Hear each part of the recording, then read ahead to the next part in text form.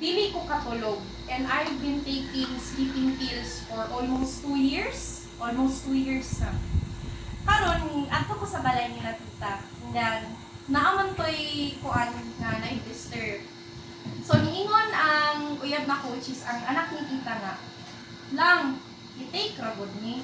At first, decline ko, dili ko kay naaman ko i-prescribe nga medicine sa ako ang doktor and mahadlo ko ba nga if mag-take ko ato without her knowing, without her prescription, basin ma-alter gani ang kanang effect sa akong medicine. Hangtod sige siya begs, persistent ni siya nga, lang please kanilang, bahalag isa lang yun ka blister.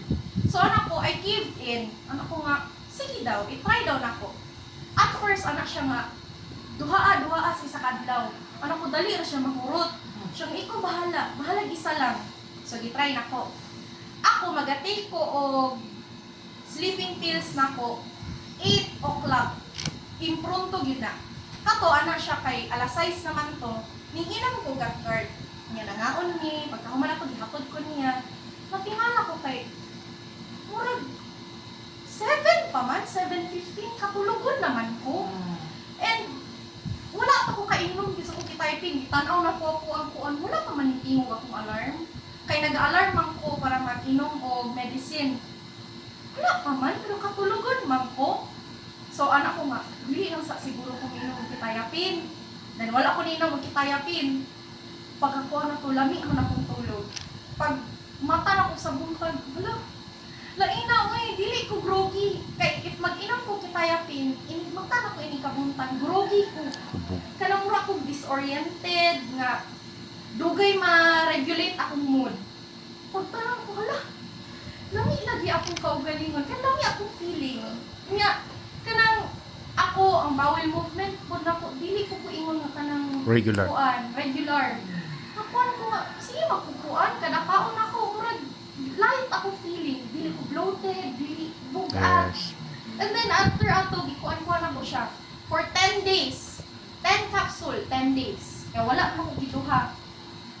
Timing, after na ko pag-take ato, nag-follow up, check up ko sa akong psychiatrist.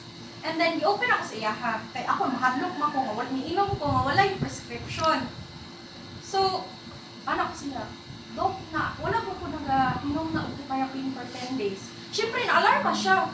Hala, ano wala man ka nag-inom ukitayapin for 10 days? Nga, ato man nag-gisabutan kay insomniac man ka. Insomniac is hindi ko katulog. Maski pag alas 3, hindi ko katulog.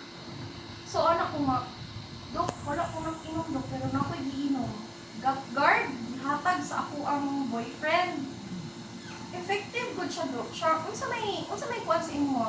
Na ako murag na kuan akong mood, dili ko murag grumpy, dili ko apathetic, dili ko kanang kuan ko, feel na ko nga Happy hormones. happy ko. Mura ko balay depression. Siya nga, unsa may kuan na imong kuan? Unsa may target ana imong giinom de? Unsa na siya supplement, tambal? Ako dili ko sure do. Unsa ko siya? Basta giinom lang na ko siya. Siguro na ako'y salig sa akong uyab kay nagainom man siya, sige siya ingon, uy, nawala ko kuha na nilang, lami akong tulog ani. So, anak ko, pero gina-target niya ang gut do. Siya, okay. Kay, agi mo nga mang kuan, ang ako ang antidepressant is serotonin uptake, something. Anya, ang atong gut biya, nagakuan biya na siya hormones. Siya nga, good. Kung ingon anak, kumusta man yung tulog? Anak ko nga, good akong tulog do.